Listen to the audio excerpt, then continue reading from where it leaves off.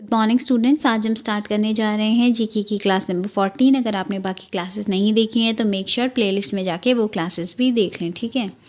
तो अगर आपको इन सब क्वेश्चंस की पीडीएफ चाहिए तो आप टेलीग्राम चैनल से भी ज्वाइन हो सकते हैं। मैं उसका लिंक कमेंट बॉक्स में मेंशन कर लूँगी, ठीक है। अभी क्वेश्चन नंबर 51 है, गढ़वाल क्षेत्र के किस स्थान पर 1843 में चाय की फैक्ट्री लगाई गई थी। तो अगर चाय की फैक्ट्री की बात करें, 1843 की बात हो रही है, ठीक है, तो कहाँ लगाई गई थी? हबलबाग, लोहबाग, गडोली या इनमें से कोई नहीं। इसका सही ऑप्शन है गडोली। तो ये आज जो क्वेश्चन है ये आपका समीक्षा अधिकारी 2021 के पेपर से मैंने लिया है, ठीक है। अगर आपको और फैक्ट्स के बारे में बताया जाए चाय के, तो अगर क्वेश्चन आ गया कि गडोली में जो चाय जो खेती की शुरुआत थी वो किसने करी थी, तो किसने करी थी? वो आपकी करी थी कैप्टन हडलस्टन, ठीक है। इन्होंने चाय की खेती की शुरुआत करी थी यहाँ पे 1843 पे। अगर दूसरे फैक्ट की बात करी जाए चाय के बारे में, तो अगर क्वेश्चन आ गया कि भारत में चाय की खेती सबसे पहले कब शुरू हुई थी, तो कब शुरू हुई थी? 1823 में, ठीक है। कहाँ शुरू हुई थी? आपकी शुरू हुई थी असम में। और सबसे पहले जो चाय की खेती थी वो किसने करी थी? तो वो करी थी आपकी रॉबर्ट ब्रूस ने, ठीक है, रॉबर्ट ब्रूस ने। ये कुछ फैक्ट्स हैं, ठीक है। इसके बाद एक और क्वेश्चन आ सकता है, अंग्रेज़ों ने भारत में सबसे पहले चाय के उत्पादन की शुरुआत कब की थी, ठीक है। तो शुरुआत कब की थी अंग्रेज़ों ने? 1836 में, ठीक है। तो एक फैक्ट ये हो गया, 1836 में अंग्रेज़ों ने चाय का उत्पादन की शुरुआत की थी। एक हो गया आपका 1823 में भारत के असम में रॉबर्ट ब्रूस ने चाय की खेती सबसे पहले की थी। और एक आपका हो गया गडोली में कब हुई थी? 1843 में कैप्टन हडलस्टन ने चाय की खेती शुरू की थी, ठीक है। इसके बाद है आपका 52nd क्वेश्चन, आर्यभट्ट परीक्षण विज्ञान शोध संस्थान कहाँ स्थित है? नैनीताल, अल्मोड़ा, चमोली, पौड़ी। इंग्लिश में अगर बात करें तो यह है Aryabhatta research institute of observation. तो कहाँ स्थित है? आपका नैनीताल में स्थित है। इसकी गठन की बात करें, इसका गठन हुआ था 1954 में। लेकिन इम्पॉर्टेंट फैक्ट ये है कि 1954 में ये नैनीताल में गठित नहीं हुआ था, ठीक है। कहाँ कहाँ इसका गठन हुआ था? वाराणसी में इसे इस्टेब्लिश किया गया था, ठीक है, वाराणसी में। और इसका नाम उस टाइम था राजकीय वैधशाला, ठीक है, इसका नाम था। अब ये 1954 में वाराणसी में तो इसका इस्टेब्लिशमेंट हो गया। उसके बाद 1955 में क्या हुआ? 1955 में इसको स्थानांतरित किया गया। कहाँ? नैनीताल। और नैनीताल में भी कहाँ किया? शेर का डांडा पहाड़ी पे, शेर का डांडा एक पहाड़ी है, वहाँ पे इसे स्थानांतरित किया गया। अब यहाँ से भी ये क्या हुआ? फिर से इसको स्थानांतरित किया गया 1961 में, ठीक है। 1961 में फिर से नैनीताल में ही इसे स्थानांतरित किया गया। लेकिन पहाड़ी कौन सी थी? मनोरा पहाड़ी। तो ये पहाड़ी का नाम आपको याद रखना है, मनोरा पहाड़ी, ठीक है। इसका सही ऑप्शन है आपका आर्यभट्ट परीक्षण विज्ञान शोध संस्थान कहाँ स्थित है? तो नैनीताल की कौन सी पहाड़ी पे? मनोरा पहाड़ी पे स्थित है, ठीक है। इसके बारे में एक इम्पॉर्टेंट फैक्ट और जान लें कि जो ये विज्ञान शोध संस्थान है, इसने क्या किया है? इसने 30 मार्च 2016 में क्या किया था? एशिया की जो सबसे बड़ी ऑप्टिकल टेलीस्कोप है, ऑप्टिकल दूरबीन है, उसको कहाँ स्थापित किया था? उसको आपके नैनीताल के देवस्थल में स्थापित किया था, ठीक है, नैनीताल के देवस्थल में स्थापित किया था। तो ये कुछ बातें थी इस क्वेश्चन के बारे में, ठीक है।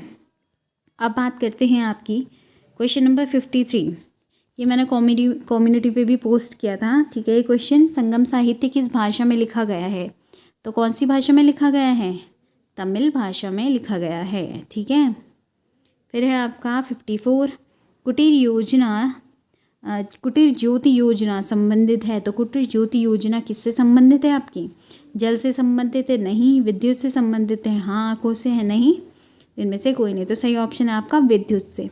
इसमें क्या होता है, जो बीपीएल जो होते हैं ना, बिलो पॉवर्टी लाइन जो लोग होते हैं, और कौन से लोग? रूरल, ग्रामीण गरीब परिवार जो होते हैं, उनके लिए ये विद्युत कनेक्शन में वृद्धि करने के लिए, ठीक है, या फिर देखने के लिए कि प्रॉपर सप्लाई हो रही है इलेक्ट्रिसिटी की, नहीं हो रही है, ठीक है। तो ये क्या प्रोवाइड करती हैं? ये जो कुटीर ज्योति योजना है, ये जो BPL जो ग्रामीण परिवार है उनको बिजली या विद्युत, ठीक है, की पूर्ति पूरी करवाता है, ठीक है। तो इसका था आपका विद्युत से, ठीक है। अभी 55 का MS ऑफिस वर्ड में F12 की से खोलता है, तो क्या खुलता है F12 से? F12 से खुलता है आपका सेव एज विंडो। क्या खुलती है आपकी? सेव एज विंडो, ठीक है। अगर F12 की और बात करूँ, अगर आपके पास पूछ लिया जाए शिफ्ट प्लस F12 से क्या ओपन होता है, तो क्या ओपन होता है, ठीक है। क्या करता है ये शिफ्ट प्लस F12, अगर आप क्लिक करोगे तो क्या हो जाएगा, आपका डॉक्यूमेंट सेव हो जाएगा, ठीक है। डॉक्यूमेंट क्या हो जाएगा, सेव हो जाएगा। अगर बात करें सेकंड की, कंट्रोल प्लस F12 अगर आप दबाते हो या टाइप मतलब की प्रेस करते हो तो क्या ओपन हो जाएगा, ओपन जो विंडो होगी, ओपन विंडो क्या हो जाएगी, ओपन हो जाएगी, ठीक है। अगर आप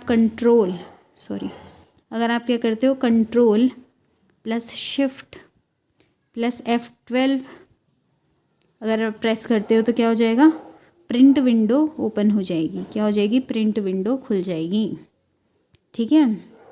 तो ये थे कुछ F12 की के बारे में, ठीक है। इसके बाद है आपका 56, इचारी बांध उत्तराखंड के किस जनपद में स्थित है, ठीक है। यहाँ पे क्या है, स्थित, कौन से जनपद में स्थित है, तो इचारी बांध कौन से जनपद में स्थित है आपका, देहरादून में, ठीक है।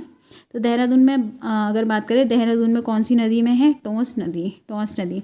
और आपको पता है जो टोंस नदी है वो किसकी ट्रिब्यूटरी है, किसकी सहायक नदी है, यमुना की सहायक नदी है, ठीक है।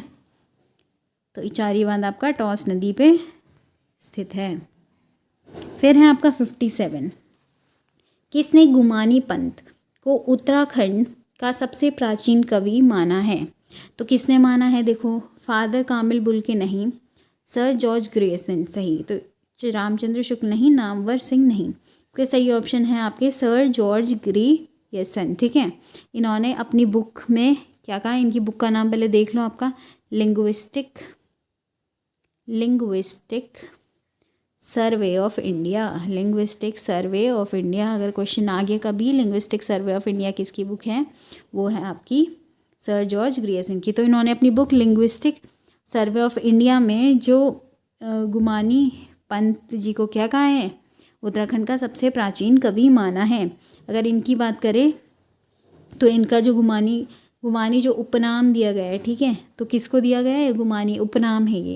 इनका रियल जो नेम है वो क्या है, लोकरत्न पंत, ठीक है। और इनका उपनाम क्या है, गुमानी, ठीक है। अगर इनकी बात करें, इनका जन्म कहाँ हुआ है, पिथौरागढ़ में, पिथौरागढ़, ठीक है। जो गुमानी है या फिर जो लोकरत्न पंत है, इनको क्या माना जाता है, कुमाऊनी तथा नेपाल का प्रथम कवि, कुमाऊं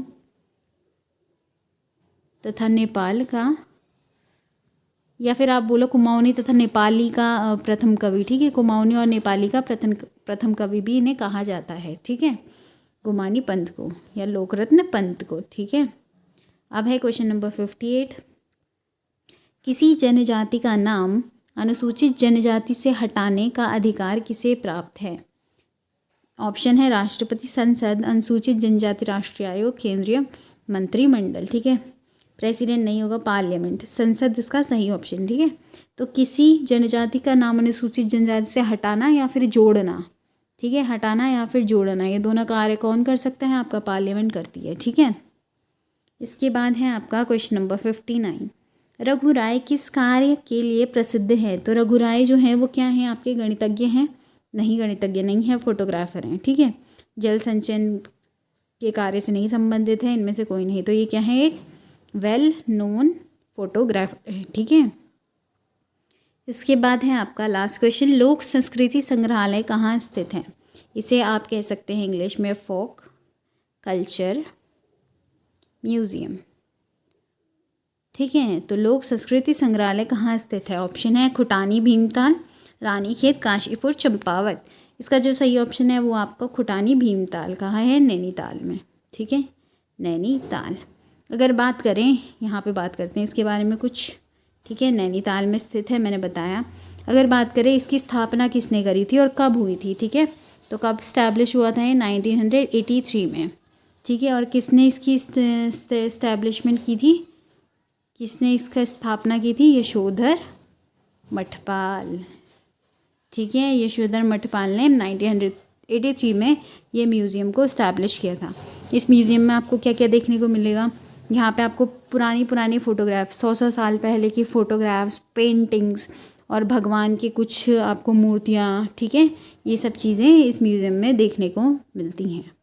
तो आज के सेशन में बस इतना ही। आई होप सो आपको क्लास अच्छी लगी होगी। अगर अच्छी लगी तो please like, share and subscribe to my channel.